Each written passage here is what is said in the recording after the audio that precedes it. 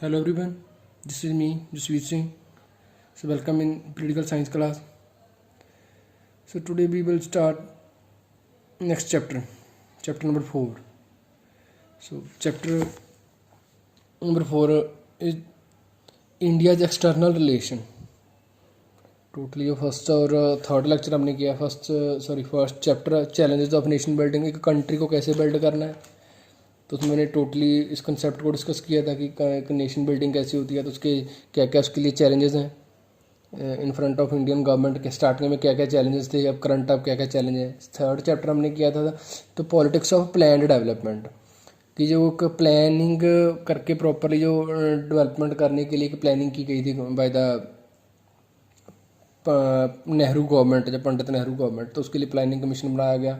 Then उसके 5 year plans क्या थे, तो उनमें क्या क्या डेवलपमेंट्स हुई, किस चीज़ पे फोकस किया गया, तो वो जो प्लान थे कितने सक्सेसफुल रहे। तो अब नेक्स्ट डिस्कस करते हैं इंडियाज एक्सटर्नल रिलेशन। तो इसको डिस्कस करने से पहले जो उसका चैप्टर का टाइटल है इंडियाज एक्सटर्नल रिलेशंस। एक्सटर्नल में और इंटरनल दो टाइप के रिलेशंस हैं। Internal mean inside the country, कि कंट्री के जो में इनसाइड द कंट्री जो भी स्टेट्स हैं, जैसे इंडिया में नियरली 28 स्टेट हैं करंट एट प्रेजेंट। जो इंडिया में 28 स्टेट हैं, तो उन स्टेट की आपस में जो रिलेशंस हैं तो वो है internal relations with central government, with other state government. तो वो रिलेशन जो होते हैं वो इंटरनल हैं। एंड नेक्स्ट वन इज जो सेकेंड टाइप के रिलेशन होते हैं किसी कंट्री के, वो होते हैं एक्सटर्नली, कि आउटसाइड द कंट्री से बाहर हम दूसरी कंट्री अदर स्टेट्स के साथ, other Nations, sorry not state, other Nations, दूसरी कंट्रीज़ के साथ जो हमारी रिलेशन हैं, तो वो हम इस चैप्टर में डिस्कस करेंगे कि इंडिया की स्टार्टिंग से क्या पॉलिसी रही है इस चीज़ को लेके। जो इंडिया के एक्सटर्नल रिलेशन हैं उसको कैसे डिज़ाइन किया गया, तो उसमें स्टार्टिंग में क्या क्या इसमें बेसिक पॉइंट्स रखे गए। So let's start. तो उसके लिए देखो स्टार्टिंग में जब India become a free nation, जब फाइनली इंडिया गॉट इंडिपेंडेंस, जब इंडिया को आज़ादी मिली, तो उस टाइम तक वर्ल्ड में क्या चल रहा था। वर्ल्ड में वर्ल्ड वॉर 2 ख़त्म हो चुकी थी। वर्ल्ड वॉर 2 ख़त्म होने के बाद वर्ल्ड में एक न्यू इकोनॉमिक ऑर्डर इस्टेब्लिश होना था, कि कुछ कंट्रीज ने सुपर पावर बनी और कुछ जो पुरानी सुपर पावर्स थी, तो उनकी पावर है, जो उनकी इमेज है, वो धीरे धीरे ख़त्म हो रही थी, या उनकी जो पावर है वो डिग्रेड हो रही थी। तो उस टाइप का वर्ल्ड में एक मेजर चेंज आ रहा था। वर्ल्ड वॉर 2 ख़त्म हुई थी रिसेंटली, और उसके बाद वर्ल्ड में अभी चेंजेस आ रहे थे कि उसी टाइम इंडिया को जो इंडिपेंडेंस मिलती है 1947 में। और कुछ और इम्पोर्टेंट डेवलपमेंट्स हो रही थी। तो वर्ल्ड में एक यूनाइटेड नेशन ऑर्गेनाइजेशन बनाई गई, UNO बनाया गया, तो उसी टाइम में इंडिया ने भी इसको ज्वाइन किया, तो वो डिस्कस करेंगे साथ ही। तो इंडिया के जो एक्सटर्नल रिलेशंस को लेके इंडिया के सामने तो इंटरनेशनली उस टाइम में काफ़ी चैलेंजिंग टाइम था। इंटरनेशनली क्या चल रहा था, एक तो वर्ल्ड वॉर 2 रिसेंटली ओवर हुई थी, उसके बाद यूनाइटेड नेशन की फॉर्मेशन हुई, और देन अब वर्ल्ड वॉर 2 के ख़त्म होने के बाद एक नई चीज़ शुरू हुई थी, that is cold war. That was cold war. Cold war बहुत एक इम्पॉर्टेंट सिनेरियो बन चुका था इंटरनेशनल पॉलिटिक्स में। पूरा वर्ल्ड 2 ब्लॉक्स में डिवाइड हो गया था। फर्स्ट जिसको बोलते हैं USA ब्लॉक या अमेरिकन ब्लॉक, और सेकंड ब्लॉक था सोवियत ब्लॉक। 2 अलग अलग ब्लॉक बन चुके थे।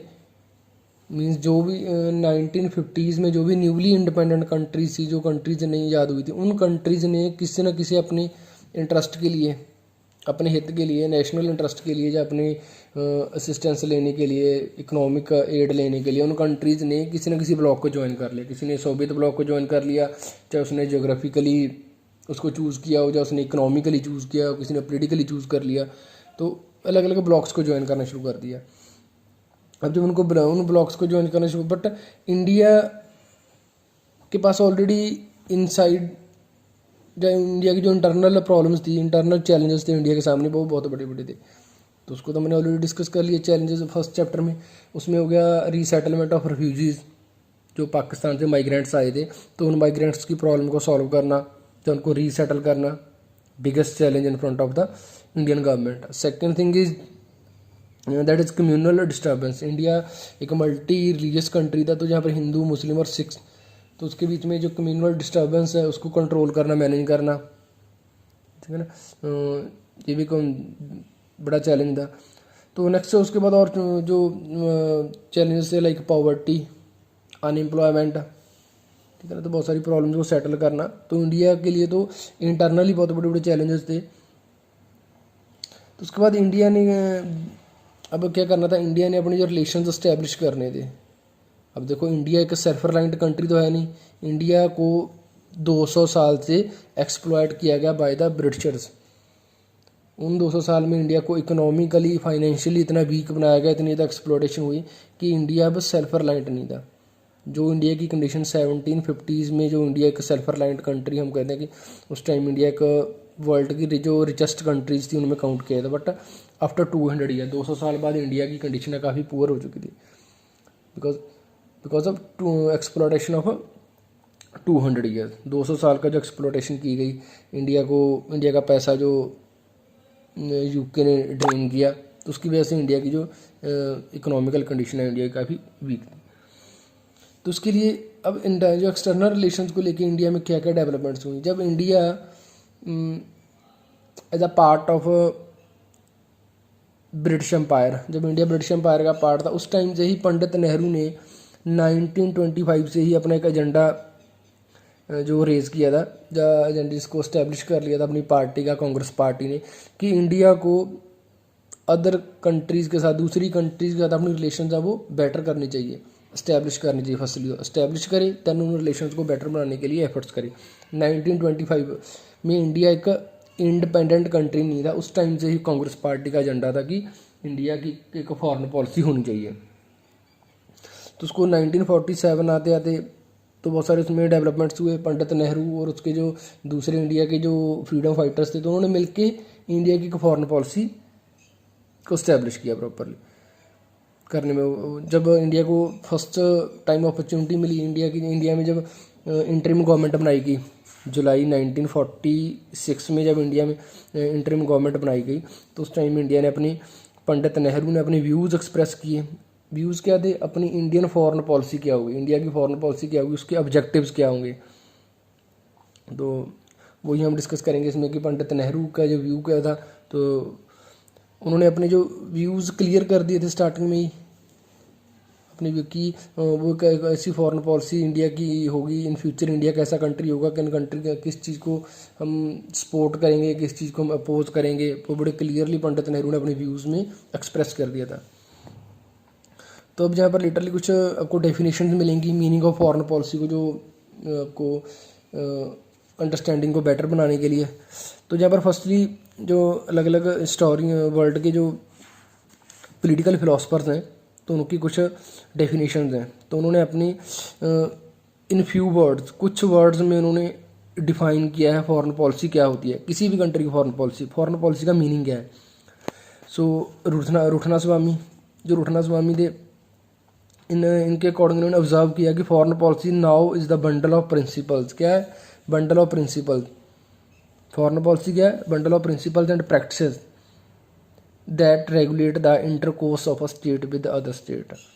तो फॉरेन पॉलिसी क्या है? फॉरेन पॉलिसी का बंडल ऑफ प्रिंसिपल्स, जिसमें प्रिंसिपल्स काम करते हैं, ठीक है ना, प्रैक्टिसेस होती हैं कुछ, कि हमने किस तरीके से अपना काम जो करने हैं उसके लिए प्रिंसिपल्स और प्रैक्टिसेस हैं, और यही रेगुलेट करती हैं इंटरकोर्स मीन्स आपस में जो दो कंट्रीज़ के बीच में कोई भी डिस्कशन होंगी, कोई भी डायलॉग्स होंगे, कोई ट्रेड होगा, तो वो intercourse of a state with other state. India का पाकिस्तान के साथ क्या, इंडिया के जो रिलेशन होंगे, जब देन इंडिया यूएसए के क्या relation, India China, India USSR के, तो इन चीज़ों को डिफाइन करेगा,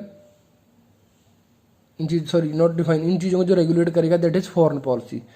इंडिया ने पाकिस्तान के साथ क्या रिलेशन रखने हैं, यूएसए के साथ कैसे मेंटेन करने हैं, तो इसको जो भी चीज़ें रेगुलेट करेगी, जो भी इफेक्ट करेगी, that is the foreign policy. तो जी रुठना स्वामी के अकॉर्डिंग। सो नेक्स्ट जो हार्टमैन है, उनके according foreign policy is a systematic statement of deliberately selected national interest. Foreign policy उनके अकॉर्डिंग क्या है? उनके according foreign policy systematic statement होती है, डेलिबरेटली पूरे कंट्री के जो सिलेक्टेड नेशनल इंटरेस्ट होते हैं कि कंट्री ने किस फील्ड में आगे जाना है, एग्रीकल्चर में जाना है या मैन्युफैक्चरिंग में जाना है, तो उसके अकॉर्डिंग उस कंट्री की फॉरेन पॉलिसी एक सिस्टमेटिक स्टेटमेंट होती है of deliberately selected national interest. तो यहाँ पर कुछ और जो की डेफिनेशन हैं तो उसको आप जूम कर पॉज करके देख लेना। सो नेक्स्ट हमने डिस्कस करना ऑब्जेक्टिव्स। अब इंडिया की जो फॉरेन पॉलिसी है इसके ऑब्जेक्टिव्स क्या हैं। जो इंडिया की फॉरेन पॉलिसी की ऑब्जेक्टिव्स, पंडित नेहरू इंडिया के फर्स्ट प्राइम मिनिस्टर थे, ऑब्वियस था, तो उन्होंने ही जो उनके अकॉर्डिंग ही जो उन्होंने जो एक उनका ड्रीम था कि इंडिया की फॉरेन पॉलिसी होनी चाहिए, तो वो कब से काम कर रहे थे, वो ऑलरेडी 1925 से इस चीज़ पे काम कर रहे थे। जो इंडिया की जो अलग अलग जो कांग्रेस पार्टी थी, तो उन्होंने लाहौर सेशन में भी इस चीज़ को डिस्कस किया था कि इंडिया की फॉरेन पॉलिसी इंडिया के पास होनी चाहिए, बिकॉज इन फ्यूचर इंडिया का इंडिपेंडेंट कंट्री होगा, तो उसके लिए इंडिया के पास ऑलरेडी एक प्लान होना चाहिए कि हमने कैसे काम करना। तो पंडित नेहरू के पास ऑलरेडी उनका जो आइडियाज़ है, उनके व्यूज़ थे, उन्होंने फर्स्टली तो इस चीज़ को प्रमोट किया कि India shall try to avoid war. India wars को अवॉइड करेगा, ठीक है ना, अवॉइड करेगा, यानी कि बिल्कुल वॉर नहीं होगी, but in case it became necessary, जब तक ये बहुत ज़्यादा ज़रूरी ना उस टाइम तक इंडिया वॉर को अवॉइड करेगा और इंडिया सपोर्ट करेगा जो वो नेशनल इंटरेस्ट के लिए इसको, ठीक ना। तो उसके लिए कुछ इंडिया की जो फॉरेन पॉलिसी के ऑब्जेक्टिव्स हैं, प्रिंसिपल्स हैं, ऑब्जेक्टिव्स हैं। फर्स्टली तो इंडिया ने क्या करना है, first point two protect and maintain the unity, integrity and political freedom of the country.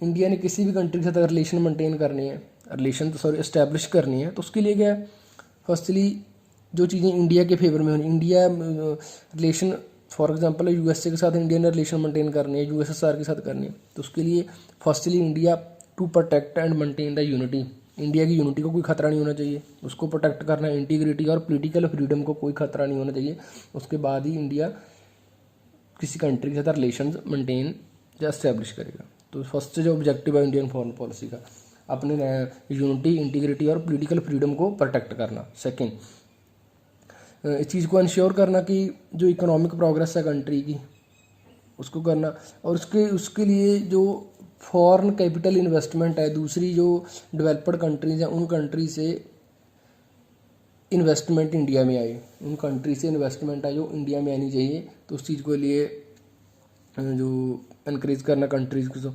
और साथ ही इसमें लिखा है maintain the balance of trade, to maintain the balance of trade in our favour, तो हमारे फेवर में जो बैलेंस ऑफ ट्रेड को मेंटेन करना।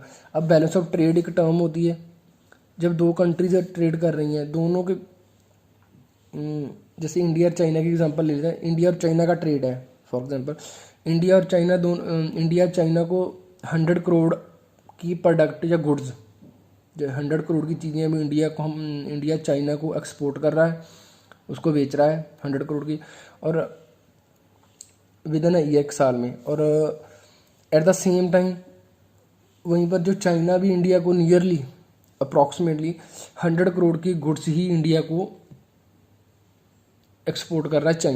चाइना भी इंडिया को 100 करोड़ के बेच रहा है और इंडिया भी चाइना को 100 करोड़ के नियर अबाउट, दोनों का जो ट्रेड है वो इसको बोलेंगे हम balance of trade, balance of trade, right. अब जब इसमें जो अमाउंट है, इंडिया तो 100 करोड़ का पाकिस्तान चीन को 100 करोड़ के प्रोडक्ट बेच रहा है चाइना को, और चाइना इंडिया को 150 करोड़ के प्रोडक्ट बेच रहा है, चाइना इंडिया को 150 करोड़ के, तो उसको हम बोलते हैं बैलेंस ऑफ ट्रेड, इसको बोलते हैं favourable balance of trade off China. तो उसमें चाइना के लिए फेवरेबल बैलेंस ऑफ ट्रेड है, अगर इंडिया का ट्रेड कम है तो उसमें इंडिया को डेफिसिट ट्रेड जो कर रहा है इंडिया, ठीक है ना। और यहीं पर अगर चाइना 150 करोड़ का कर रहा है और वहीं पर इंडिया का जो एक्सपोर्ट है बढ़कर वो 200 करोड़ हो गया, मींस चाइना सिर्फ इंडिया को 150 करोड़ की प्रोडक्ट बेच रहा है और इंडिया ने 200 करोड़ के बेचने शुरू कर दिए, तो वहाँ पर तो वो है balance of trade in favour of India, तो इंडिया के फेवर में होगा ये। सो इस टाइप से बैलेंस ऑफ ट्रेड को भी मेंटेन करना जो कंट्री की डेवलपमेंट में, या कंट्री के एक काफ़ी इंपॉर्टेंट रोल प्ले करते हैं जो बैलेंस ऑफ ट्रेड होता है। तो नेक्स्ट थर्ड जो ऑब्जेक्टिव था फॉरेन पॉलिसी का, दैट इज वो था मेंटेन ऑफ वर्ल्ड पीस, इसमें एक इम्पॉर्टेंट रोल प्ले करना कि वर्ल्ड पीस को मेंटेन करने में एक इम्पॉर्टेंट रोल प्ले करेगा इंडिया, जो भी इंडिया की फॉरेन पॉलिसी का एक पार्ट है, ऑब्जेक्टिव है, ठीक है ना। Then to play active role in the solution of international problems like protection. जब भी इंटरनेशनल लेवल पे कोई इस टाइप की इंटरनेशनली एफर्ट्स किए जाएंगे, लाइक इन्वायरमेंटल इश्यूज़ होंगे, टेररिज्म को एलिमिनेट करने का कोई होगा, तो उसमें प्रोटेक्शन ऑफ ह्यूमन राइट्स को लेकर, तो उसमें इंडिया एक्टिवली पार्टिसिपेट करेगा, एक्टिवली। वैसे इंडिया इंटरनेशनल पॉलिटिक्स में ज़्यादा इंडल्ज नहीं होगा, ज़्यादा फंसेगा नहीं कि दो कंट्रीज़ के, चार कंट्रीज़ के बीच में कोई इश्यूज़ हैं, ट्रेड इशूज़, तो उसमें इंडिया ज़्यादा पार्टी नहीं करेगा, इन्वॉल्व नहीं होगा। बट अगर इन्वायरमेंट को चीज़ें सेटल करनी है, उसके लिए डिसीजन लेने, कोई एफर्ट्स करनी है, तो इंडिया उसके लिए सपोर्ट करेगा। टेररिज्म को एलिमिनेट करने के लिए एफर्ट्स करनी है, ह्यूमन राइट्स को लेकर, तो उसके लिए इंडिया अवेलेबल होगा। Then next, determinants of India's foreign policy. Determinants means जो इंडिया की फॉरेन पॉलिसी को डिसाइड करते हैं। डिटर्मिनेंट्स जो इंडिया की फॉरेन पॉलिसी को डिसाइड करने में एक रोल प्ले करते हैं, तो कौन कौन से फैक्टर हैं। फर्स्ट हो गया कॉन्स्टिट्यूशनली। इंडिया का जो कॉन्स्टिट्यूशन है उसमें मेंशन किया गया आर्टिकल 51 में, जो आर्टिकल 51 है, तो वो डिसाइड करता है कि इंडिया की फॉरेन पॉलिसी कैसी होगी। सेम जो हमने ऑब्जेक्टिव्स किए हैं उसके अकॉर्डिंग में, उसके साथ जो काफ़ी हद तक सेम जो चीज़ें हैं, इंटरनेशनल पीस एंड सिक्योरिटी को मेंटेन करना, maintain justice and honourable relations between nation, दूसरी कंट्री के साथ अच्छे रिलेशन मेंटेन करना, respect for international law and treaty of, किसी भी कंट्री के साथ हमने कोई ट्रीटी साइन कर ली तो उसको रिस्पेक्ट करना, उस ट्रीटी को फर्स्टली वायलेट ना करना। तो जो इंडिया की जो कॉन्स्टिट्यूशनल फैक्टर है, जो इंडिया का आर्टिकल 51 में मेंशन किया गया। और एनकरेज सेटलमेंट को अगर करनी है, encourage settlement of international disputes by arbitration. Arbitration जो होगा कि कोई भी किसी रीजन में कोई इंटरनेशनल डिस्प्यूट है, तो उसको आर्बिट्रेशन से इकट्ठे होकर उसको थ्रू द डायलॉग सॉल्व करना, नॉट थ्रू वॉर, राइट। तो जो इंडिया का कॉन्स्टिट्यूशनल बेसिस है हमारी जो फॉरेन पॉलिसी का। सेकंड, जियोग्राफिकल फैक्टर भी एक रोल प्ले करता है। किसी कंट्री के साथ जो क्या रिलेशन होंगे, वो इंडिया की नेबर कंट्री है जो इंडिया से उसका 10,000 किलोमीटर दूर है, तो उस टाइप से कि जियोग्राफिकल जो लोकेशन होती है वो, बिकॉज अगर हमने ट्रेड करना है, ट्रेड करने के लिए हमें बेस्ट हमारे पास कौन सी ऑप्शन होती है कि जो हमारे पास हमारी नेबर कंट्री है, जो हमारी जियोग्राफिकली ज़्यादा क्लोज हो, तो उससे हम ट्रेड अच्छे तरीके से कर पाएंगे, ठीक है ना। तो वहाँ पर ट्रांसपोर्ट चार्जेस भी कम होंगे, प्रोडक्ट जो उसकी टोटल कॉस्ट ऑफ प्रोडक्ट आएगी जब उसकी ट्रांसपोर्टेशन चार्जेस को काउंट इंक्लूड करके, तो वो सब जो पॉइंट्स हैं। तो उसके लिए इंडिया की फॉरेन, किसी भी कंट्री की फॉरेन पॉलिसी को, तो ऑब्वियसली इंडिया की फॉरेन पॉलिसी को भी इम्पैक्ट करता है geographical location, geographical factor. Third factor है इकोनॉमिक फैक्टर। कोई कंट्री की जो फॉरेन पॉलिसी क्या होगी, उसमें इकोनॉमिक फैक्टर भी होता है। इकोनॉमिक फैक्टर मीन्स कोई न्यूली इंडिपेंडेंट कंट्री है, तो उसके लिए एक रिक्वायरमेंट होगी कैपिटल इन्वेस्टमेंट, जब उसको इकोनॉमिक एड मिले कहीं से। जो कंट्री उसको इकोनॉमिकली एड कर रही है, उसकी हेल्प कर रही है इकोनॉमिकली, उसको पैसा दे रही है for the construction purpose, roads build करने हैं, उसने अपना इंफ्रास्ट्रक्चर बनाना है, ओवरऑल हॉस्पिटल्स हैं या दूसरे टाइप का एजुकेशन इंफ्रास्ट्रक्चर बनाने के लिए, जो कंट्री उसको इकोनॉमिकली एड कर रही है, तो ऑब्वियसली वो भी रोल प्ले करता है। तो वो कंट्री जो कंट्री इकोनॉमिकल एड करेगी, तो उसके साथ उसके रिलेशंस ऑब्वियस है कि वो उसमें एक इकोनॉमिक फैक्टर रोल प्ले करता है between the two nations. Next, ideological factor. Ideological factor होता है कि जो कंट्रीज़ की आइडियोलॉजी है, तो वो किस हद तक मैच करती है। अगर दो कंट्रीज़ ने ट्रेड करना है, तो उनका जो कोई इसकी रिक्वायरमेंट नहीं है कि दोनों कंट्रीज़ की आइडियोलॉजी मैच करनी चाहिए। जैसे इंडिया चाइना की आइडियोलॉजी मैच नहीं करती, बट फिर भी दोनों के बीच में ट्रेड है, बहुत एक लार्ज स्केल पर ट्रेड होता है। बट ये क्या फैक्टर होता है कि आइडियोलॉजिकल फैक्टर है कि जो उसको फॉरेन पॉलिसी को इन्फ्लुएंस कर सकता है। जैसे इंडिया की जो फॉरेन पॉलिसी में आइडियोलॉजिकल फैक्टर किया है, इंडिया हमेशा स्टार्टिंग से कंडेम करता रहा है, अपोज करता है, विरोध करता है इंपीरियलिज्म का। साम्राज्यवाद नहीं होना चाहिए, इंपीरियलिज्म का विरोध करता है कि एक कंट्री दूसरी कंट्री के प्रेशर में नहीं होनी चाहिए। सेकंड, इंडिया कंडेम करता है स्टार्टिंग से ही 1947 से इस चीज़ को, अपार्थाइड रेशियलिज्म को, जो कलर बेस्ड जो डिस्क्रिमिनेशन है उसको इंडिया हमेशा ही कंडेम करता रहा। नेक्स्ट, थर्ड, आइडियोलॉजिकल फैक्टर में आएगा कि इंडिया इस चीज़ के फेवर में है कि इंडिपेंडेंस फॉर द कंट्रीज़, जो कंट्रीज़ स्लेव कंट्रीज़ हैं तो उन कंट्रीज़ की इंडिपेंडेंस के फेवर में इंडिया। तो ये तो होगा आइडियोलॉजिकल फैक्टर। तो जो कंट्री की इसके साथ एग्री नहीं करेंगे या इसके साथ टोटली उनका जो इन प्रिंसिपल्स के अकॉर्डिंग नहीं है या इसको इसका विरोध करते हैं, तो ऑब्वियस है उसके साथ इंडिया उसका फॉरेन रिलेशन इंडिया मेंटेन नहीं करेगा। तो आइडियोलॉजिकल फैक्टर भी कंट्री की फॉरेन पॉलिसी में डिसाइड करता है। नेक्स्ट हिस्टोरिकल फैक्टर होता है। जैसे हिस्टोरिकल फैक्टर की आप एग्जांपल, जैसे इंडिया एक इंटरनेशनली एक कॉमनवेल्थ नेशंस होती हैं, इंडिया उसका मेंबर है at present. India Commonwealth Nations का मेंबर है। कॉमनवेल्थ नेशंस वो कंट्रीज़ हैं जो कंट्रीज़ किसी न किसी टाइम में ब्रिटिशर्स के गुलाम थे, कॉमनवेल्थ कंट्रीज़ तो कम बोलते हैं। तो इंडिया कॉमनवेल्थ नेशंस का मेंबर रहा है, किसकी वजह से रहा है? बिकॉज इंडिया के यूनाइटेड किंगडम यूके के साथ लॉन्ग टर्म रिलेशंस इंडिया के और यूके के काफ़ी अच्छे रहे हैं। तो उसकी वजह से इंडिया कॉमनवेल्थ नेशंस का मेंबर भी रहा है लॉन्ग टर्म। और at the same time India के रिलेशन जो Nepal, Burma, Sri Lanka, Bhutan, in country के साथ भी हिस्टोरिकल बेसिस पे हैं, बिकॉज इन कंट्री का कल्चर और हिस्ट्री काफ़ी हद तक सेम है। श्रीलंका हो गया, भूटान हो गया, नेपाल है।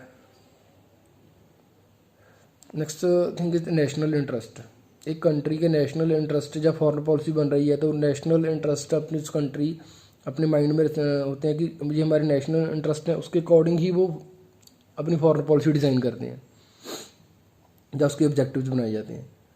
तो फर्स्टली किसी भी कंट्री का जो चीफ ऑब्जेक्टिव होता है फॉरेन पॉलिसी का, तो वो प्रमोट करता है अपनी उस कंट्री के नेशनल इंटरेस्ट को, राइट। जैसे इंडिया की जो पॉलिसी है स्टार्टिंग से उसमें टिल नाउ कोई मेजर चेंज नहीं हुआ है, मेजर चेंज नहीं किसी ने भी किया, तो उसके लिए लिटिल बिट उसमें चेंजेस आते रहेंगे। जैसे डॉक्टर मनमोहन सिंह ने 2005 के बाद एक अपनी फॉरेन पॉलिसी को लेकर एक स्टेटमेंट्स दी थी कि तो वो स्टेटमेंट थी कि लुक ईस्ट, जिसको पूरे वर्ल्ड ने नोटिस किया था। लुक ईस्ट का मीनिंग है कि इंडिया ने जो ईस्टर्न साइड इंडिया के जो वर्ल्ड के जो ईस्ट ब्लॉक में जो कंट्रीज़ हैं लाइक थाईलैंड, सिंगापुर, फिलीपींस हो गया, तो इन कंट्रीज़ के साथ रिलेशंस को बेटर बनाने के लिए इंडिया को ज़्यादा स्पेशल अटेंशन है अपनी इन नेशंस पे फोकस करना चाहिए हमें। तो इंडिया ने जो सार्क कंट्रीज़ हैं, सार्क मीन्स इंडिया के नेबर कंट्रीज़, तो उन कंट्री के साथ इंडिया के रिलेशन तो जो अच्छे होने चाहिए। सार्क और जो एशियन कंट्रीज़ हैं या एशियन या आसियान कंट्रीज़ हैं, इन कंट्री के साथ रिलेशन बेटर बनाए। तो नेशनल इंटरेस्ट कंट्री के क्या होते हैं कि उस कंट्री की रिक्वायरमेंट्स क्या हैं, उसकी डिमांड या उसकी नीड्स कहाँ से पूरी हो रही हैं, या इन फ्यूचर उसको किस एरिया किस ब्लॉक से इसको ज़्यादा जो बेनिफिट होगा। तो उसके अकॉर्डिंग जो नेशनल इंटरेस्ट भी एक कंट्री की फॉरेन पॉलिसी को डिसाइड करने में मेजर रोल प्ले करते हैं। और लास्ट जो फैक्टर है दैट इज़ मिलिट्री फैक्टर। तो इसके अकॉर्डिंग इंडिया की एग्जांपल लेते हैं। तो 1971 में क्या हुआ था कि फॉरेन पॉलिसी को कैसे इंडिया की फॉरेन पॉलिसी को कैसे चाहिए, इंडिया ने डिसाइड किया कि हम 1947 के बाद कि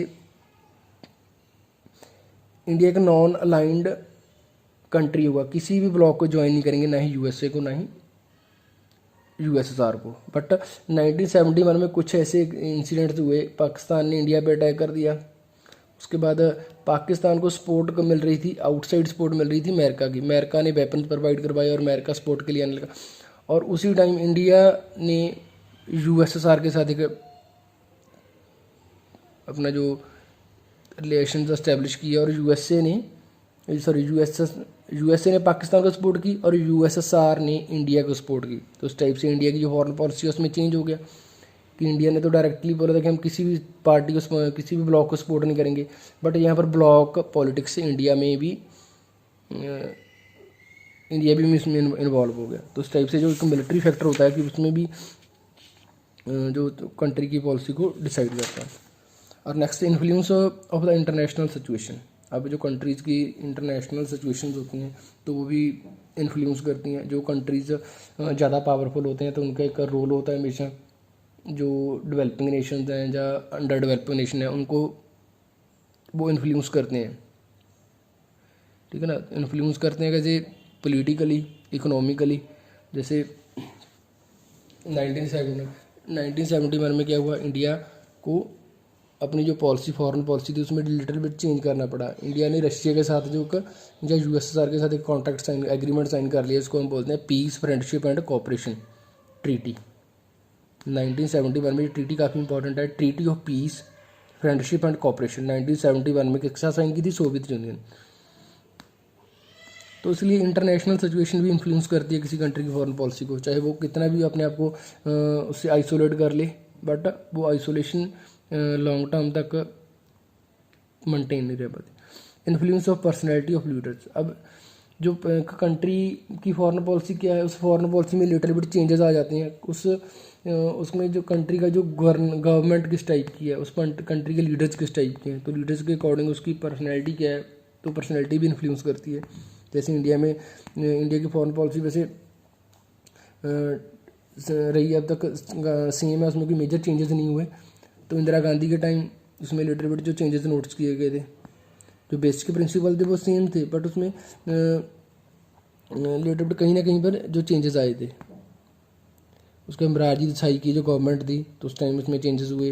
देन नरेंद्र मोदी जब प्राइम मिनिस्टर बने, तो उन्होंने अपनी इंडिया की जो फॉरेन पॉलिसी थी, तो उसको काफ़ी हद तक उसको, वो भी एक personality of influence of personality है, ठीक है ना। जो इसमें तो मेजर जो टर्निंग पॉइंट्स आए हैं, तो इंदिरा गांधी और नरेंद्र मोदी, तो उसके टाइम में।